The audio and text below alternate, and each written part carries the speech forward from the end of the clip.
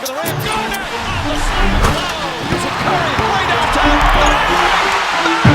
Oh, what a shot from Curry. Today's video is brought to you by Squarespace. From websites and online stores to marketing tools and analytics, Squarespace is the all-in-one platform to build a beautiful online presence and run your business.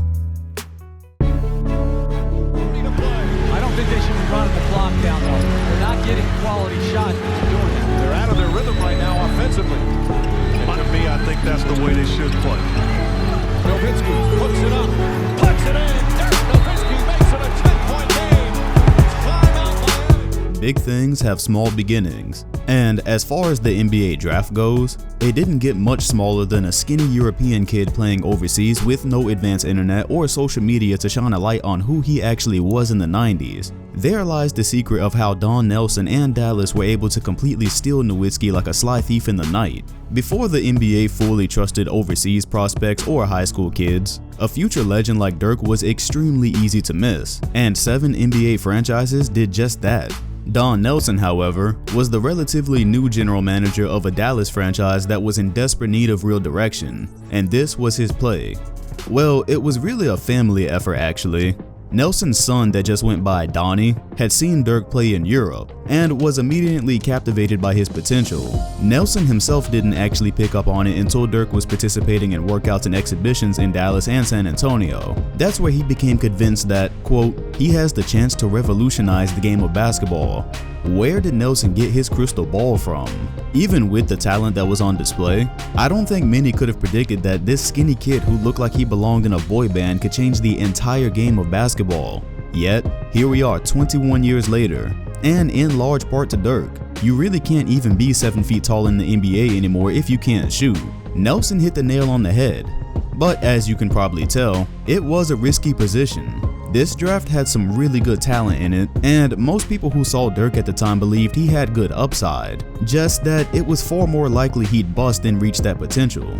However, as Nelson put it, quote, I didn't do a lot of scouting of high school players, but I'd never seen a young player with more skill than he had. So wait until you hear the wizardry that Don Nelson pulled off on draft night, because the Mavericks actually had the number 6 overall pick where they actively chose to gamble losing out on Dirk, but in turn, he'd actually gotten what should have been a championship duo. We're gonna get to that though. For now, we examine the players taken before Dirk in the draft and how their careers turned out. At number 1, the very early stages of the Clippers curse were in play when they selected Michael Olowokandi, who showed significant potential in his college years, but watch how fast this one goes south. First, I should mention that this was the year of the NBA lockout, which meant that there would be no season until a CBA was in place. Second, this lockout was a whole lot worse than the one we endured in the 2012 season. We got 66 games that year with the season that started in December, but the 99 season didn't start till February, and they crammed 50 games into that season, which ended in May. Needless to say, there were plenty of injuries, out-of-shape athletes, and Olowokandi was one of those as a rookie. Despite having played in Italy for part of the lockout, he missed key development time that led to weight problems that caused issues down the road. Speaking of development, the Clippers hired Kareem Abdul-Jabbar to bring the best out of him as a big man. So through the coaching of an all-time great, he would easily reach his number 1 pick potential. Well, that's what would have happened if he had been open to it. Kareem stated in 2011 that Olowokandi was the prime example of, quote, talented but uncoachable. He described that he would take all of his advice on his mistakes as insults, and that he would not deal with that criticism in front of the team. And so, those were the perfect ingredients for a well-deserved bust. He went on to average just 8 points and 7 rebounds, play for 3 teams, and he was out of the league by 31 years old in 2007. That has Clippers curse written all over it. How in the hell could you be that talented as a big man and be unwilling to take advice and coaching from Kareem? Wouldn't anybody else in that situation have been a sponge soaking up all the low post knowledge they could handle? I bet Dirk would have listened. How about that? Dirk doing the skyhook instead of one-legged fadeaways. The Vancouver Grizzlies selected Mike Bibby next, and I feel like they've been in every draft video for a player in the 90s so far. Bibby was not a bad pick at all though. See, he's got one of those strange careers where he was never an all-star, but he's still recognizable to anybody that watched 2000s basketball, and rightfully so. For the first 10 seasons of his career, he averaged 16 points and 6 assists while shooting 37% from 3. He's most notable from his Kings days alongside Chris Webber, on what many people thought should have been a championship team in 2002. I assume that would have boosted his career quite a bit, but referees had other plans. Nevertheless, he made a very respectable career, and while he didn't become the legend that Dirk did, he wasn't a shameful pick to go above him. And just like with the rest of everyone else who wasn't picked by Vancouver, I've got zero interest in Dirk Nowitzki's career being nurtured there. Raef LaFrentz was picked 3rd overall by Denver, and this is my most prominent memory of him. And we're going to check the score. The score will be LaFrentz driving was behind. Tell me this isn't the most notorious snippet in NBA history. You gotta dunk that shit, fam. Anyways, I don't want to make him seem like a scrubber or anything. He had pretty good size at 6'11", and he could shoot the 3 ball pretty well. So, kind of like Dirk, but not really. It was a good try, Denver. He was having a decent rookie year, but it didn't help that he tore his ACL just 12 games into it. Aside from being able to shoot, he was a great shot blocker early on in his career as well. And that's pretty special. Normally, big guys that come with a shot don't come packaged with rim protecting as well. But LaFrentz led the Western Conference in blocks in the 2002 season. Ironically, he wound up playing in Dallas for a couple of seasons next to Dirk, but he was out of the league by 2008. I think he would have made a better fit if he was drafted around 15 years later. As for Denver, they simply chose the wrong big man here, but it's an acceptable mistake for a team that high in the draft not to risk it all on a relatively unknown overseas prospect. As we saw in 2003, that could really just go either way. But still, how about missing out on Dirk and T-Mac in back-to-back years? At least drafting Melo almost made up for it, I guess. These next two can go right together. The Raptors came into this draft with the 4th pick and selected Antwon Jameson before promptly trading him to Golden State for the future of Air Canada himself. In the short term, I guess Toronto was pretty proud of themselves. They got a high-flying superstar right out of the gate who had loads of potential I don't think he ever fully reached. But this looked like a great move at the time, especially when it seemed like they were going to be able to pair him and T-Mac long term. Also, it's kind of weird to be doing one of these how did they turn out vids when you realize he's still playing. It really feels like he's been out of his prime for like the last 10 years. Yet as far as we know, he's gearing up for another season. That'll mean he'll probably be the only NBA player in history to have played in the 90s, the 2000s, the 2010s, and the 2020s.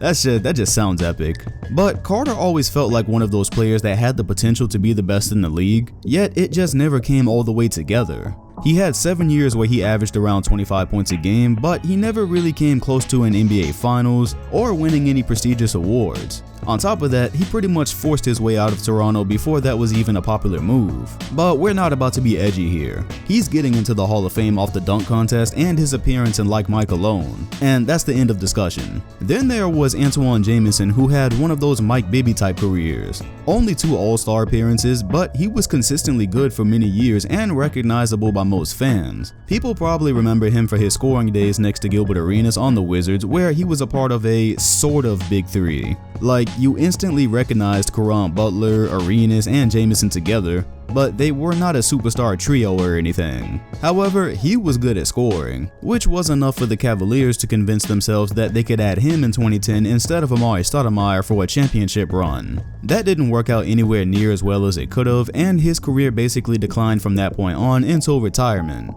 I think Golden State and Toronto would have been stormed by fans if the franchises had taken Dirk over either of these guys who were teammates at North Carolina and clearly ready for the NBA. Great picks at the time, but Don Nelson knew what he was talking about. That's why he selected Robert Tractor Trailer at the 6th spot instead of taking Dirk. What was the plan here? Well, Traylor was really good at Michigan, but some wondered if his weight problems would stunt his transition into the NBA. Also, Nelson had a better plan. He figured out by the draft that the only team he had to worry about taking Dirk was Rick Pitino's Celtics. Pitino admitted in a 2011 press conference that after working Nowitzki out, he literally tried to hide him from other teams ahead of the draft. He had Dirk stay in Germany, there was security outside of the workout, and he'd notified him over lunch that the Celtics would take him 10th.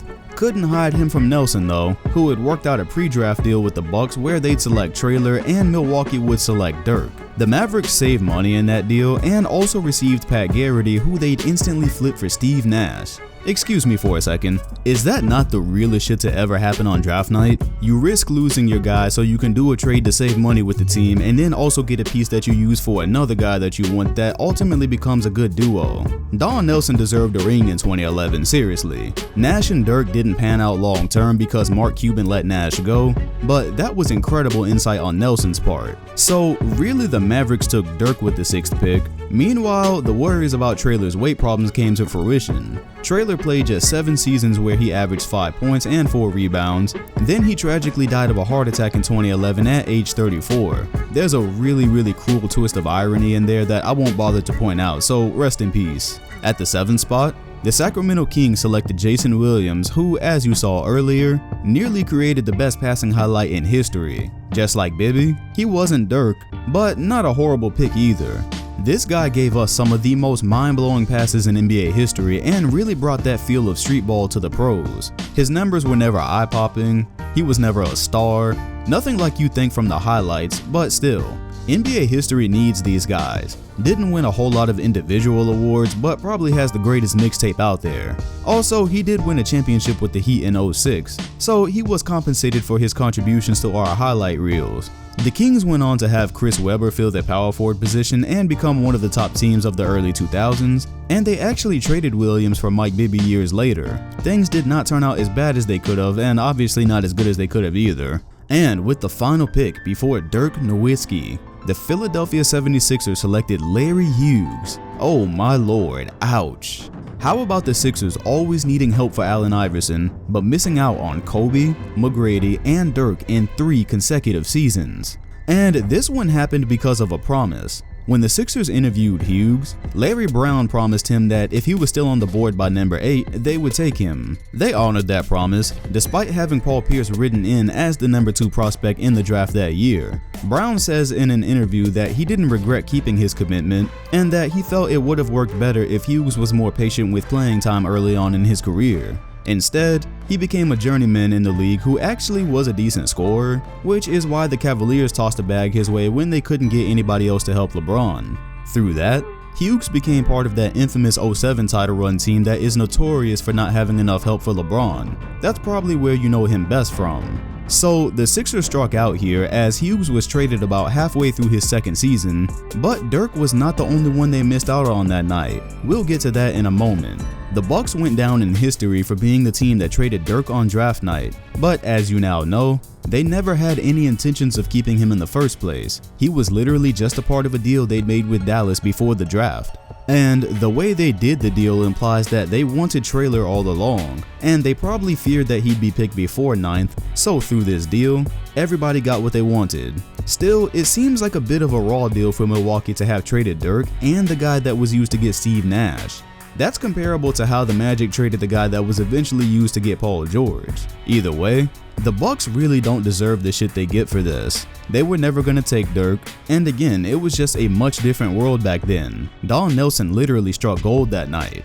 A lot of teams also had the chance to strike gold by taking Paul Pierce. That's right, you're getting a bonus in this vid. I know Pierce is basically a meme right now, but let's talk about the Pierce that was one of the best scorers of the 2000s. Pierce and Carter were seen as the 2 best prospects in that draft, so you can see how inexplicable it is that Pierce fell to 10th. Even Rick Pitino and the Celtics were surprised that he fell that far that night. But why? Pierce felt so slighted that it said he used to do a shooting drill where he'd name each player taken before him after hitting a shot.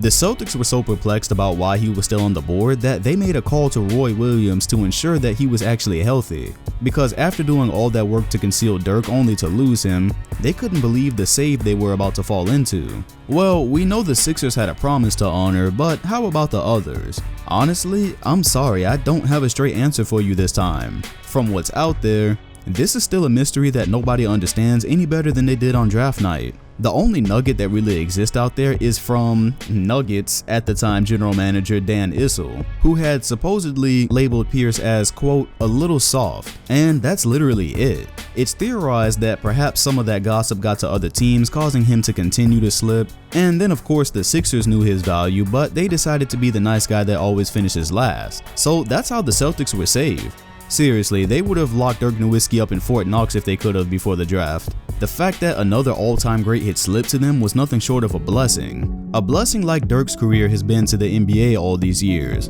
I had to change the end of this video because shortly after I wrote it, Dirk announced his retirement. At the writing of this ending, tonight I have to watch him and Wade retire at the same time, and I don't really know how I'm gonna handle that. Every single season I've experienced has Dirk written somewhere on it, and I've just gotten so used to him being there. I'll never forget his Mavericks popping out of absolutely nowhere in 2011 to take down what was at the time the greatest combination of star talent we'd ever seen. Because of him, we routinely see guys leaning away on their shots with one leg, which is something I used to absolutely abuse in NBA 2K11. No one will ever be able to say enough about this all-time great, and I'm not gonna tack on minutes trying to explain everything about his career because, honestly, I'm a little bit hurt that I have to say goodbye tonight. Enjoy retirement, Dirk. Finally, I want to give a huge shout out to Squarespace for sponsoring this video. This is an amazing platform to build your own website on because it consolidates everything. You can sell items in your own store, claim a domain, and there's really infinite ways to bring your ideas to life. For example, they have tons and tons of templates to help you get started, so you don't have to go through the trouble of building a website from scratch. Just pick one and start editing what's already there as much as you'd like. Upload your own photos and videos, pick whatever fonts you want. Basically, if you can imagine it, you can create it here. No coding knowledge needed, or anything else like that which may seem intimidating. So when you're ready to build your own site, head over to squarespace.com for a free trial, and when you're ready to launch, go to squarespace.com/dom2k to save 10% off your first purchase of a website or domain.